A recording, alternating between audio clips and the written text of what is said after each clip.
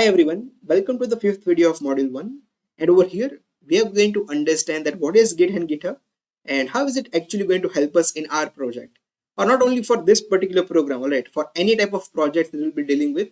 After watching this video, you will literally understand what is the use of Git and GitHub and why you should start using it. So let's get into it.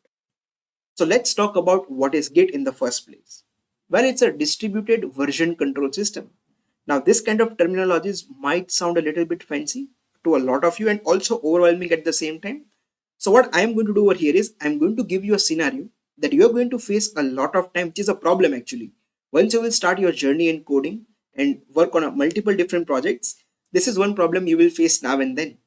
And solution to that problem is actually the Git. And I believe that this is one of the best way to understand what is Git and how is it going to help us. So assume that you are working on a project which can have a lot of different kind of code files. Now today, out of all of these files, let's say you decide to work upon one feature in that code file and you start coding for it. And once you are satisfied with all the codes, you are simply going to go ahead and save it. Now on the second day, you start working on that same code file again. It could be maybe you are adding some more lines of code, or maybe you are doing some kind of changes in the work that you had done previously. Let's say if you think you can make it even more robust by adding some lines of code or removing some kind of code or even a little bit of changes. Whatever changes, that change is important. So the next day you are spending to make that code even better, and then at the end of the day you are going to save it. Now just remember that because I'm trying to talk about one analogy, I'm giving one example with respect to days. In one single day, you can have as many saves as you want for any kind of changes that you have created, right? So there is no problem with respect to that. But yeah, for this analogy purpose, I am talking about day by day changes. Got it? Now on the third day, you are realizing that the changes that you have made on the second day on that original code file are not really that good. And now you want to go back to the file that you had saved day before yesterday, that is the first day when you had coded and called it for the day and you had saved all of your files. Over there you are thinking that that code was more efficient as compared to the changes that you have made on the second day. So now how will you go back to that version that you had saved day before yesterday? This is the question. Just understand this. The problem is that on the first attempt when you started coding, or it could be literally any attempt, any kind of version of the code that you have written, you are saving it. Now after a lot of different kind of changes that you have added, you came up onto this particular problem that you know what, the code that you had written on that particular version is more efficient and you want access to that particular version that you had saved. So how do you get access to that?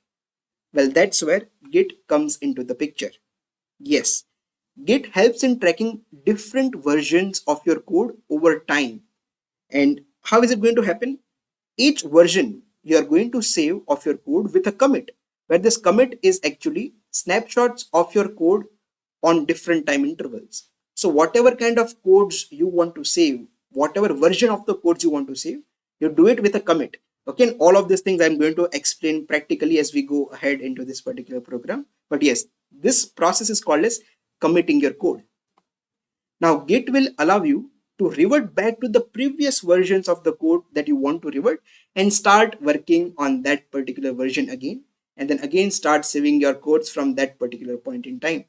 Isn't it just great? Well, this is exactly why Git is very much useful. And this process where you are having one folder in which you are having a lot of different kind of code files, this folder you can treat it as a digital folder, which we call it as a Git repository. And now this is going to allow you to have control over the different versions of your changes that you're going to commit to your repository. So the key takeaway over here is that whenever you want to have a better control over these versions so that you can manage them very effectively, you will require to create a Git repository. And now this brings us to the next question, that what is this distributed part? Because we have already understood that what is this version control in the distributed version control system, but what is this distributed? So to understand that part in a proper way, and at the same time, if I have to introduce you all to this GitHub, then understanding this scenario is going to be super helpful, which is basically saying, what if you want other developers to collaborate into your project? Because you know that there are tons of different features that you'll be adding, it makes sense to work now as a team. So these other developers are nothing but your teammates. So now if you want to collaborate with them, what's going to happen? Whatever kind of work that you've been working on currently on your local Git repository, you want to share this repository with them so that they can have a look into this work and they can start working on their part and then ask you to look into the changes. And if you're fine with it, you're going to merge it with the main repository. So to just break it down into multiple steps, I've written this steps over here. So you're now going to give the access of the main repository that you have been working on currently, which contains the track of all the versions that you have been committing so far in this repository. Now, this is going to allow them to have a copy of your repository into their local system. And once they are done with their part, that is the feature that they are coding for, once they are satisfied with it, they are going to ask you to take a look into it.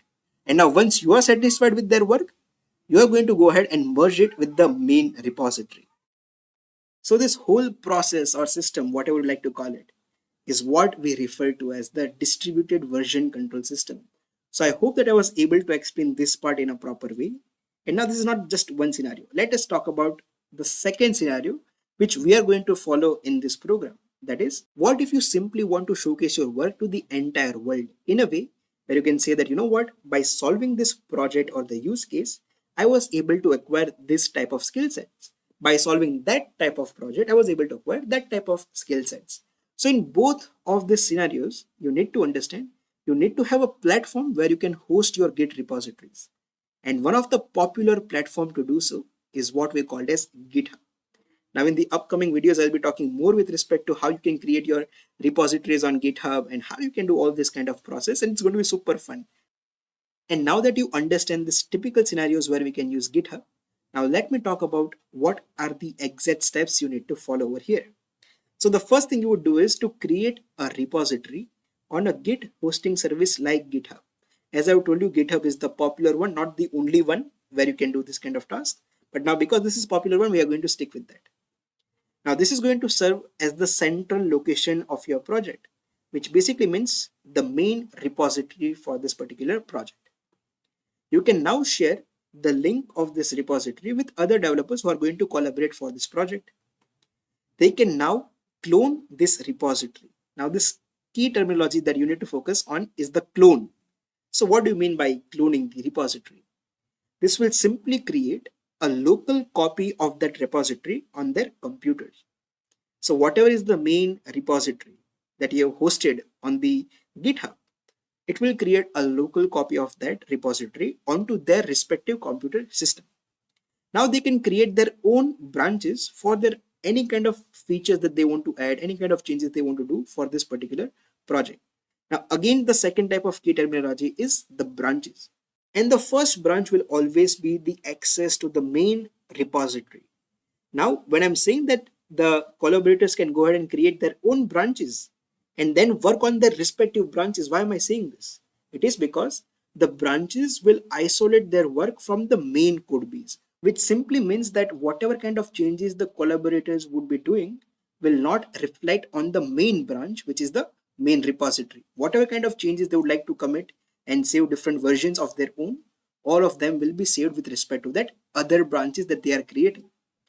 And now, once the contributors are satisfied with their work, they can ask you to review the changes and finally merge it in the main repository. So over here, when I'm saying you basically means the person who owns the GitHub repository, who has the access to that main branch. So that person is going to be asked to have a review on that overall changes. And if it's okay, you are going to merge it with the main repository so that these changes are reflected in that main repository. And yes, I guess that this is all about the theory that you should know at this point. And everything on top of this, I'll be explaining in terms of practical demonstration. That's going to be more fun. That's what I believe. But yes, with respect to this GitHub, I hope this is clear to you all. And now let's talk about the summary. Git is a distributed version control system that allows you to track changes in your code base and maintain different versions of your project. And note that Git operates locally on your computer. And now if you want to share your Git repository to your private collaborators, you can do it directly without using GitHub, but that will be completely private. No one else will be able to see it. And that's why Git is called as the distributed version control, because it is able to do it by itself. But now if you want to host this local repository and share it with the world, you will need a platform like GitHub. Now, one thing, I hope that you have literally understood these 3 lines of explanation really very easily. That was the main goal for this particular video. Now, I hope that the same thing repeats for the GitHub as well. So let's talk about that. So GitHub, on the other hand, is a web-based platform that provides the hosting for Git repositories. It adds a graphical interface, and all of these kind of things I'll be showing you in the practical session. Issue tracking and collaboration features on top of Git. And GitHub allows you to share your Git repositories with others and provides a platform for collaborative development. So I hope that whole process is now making sense. And now I'll be seeing you in the next video where we'll be going ahead and downloading Git into our system.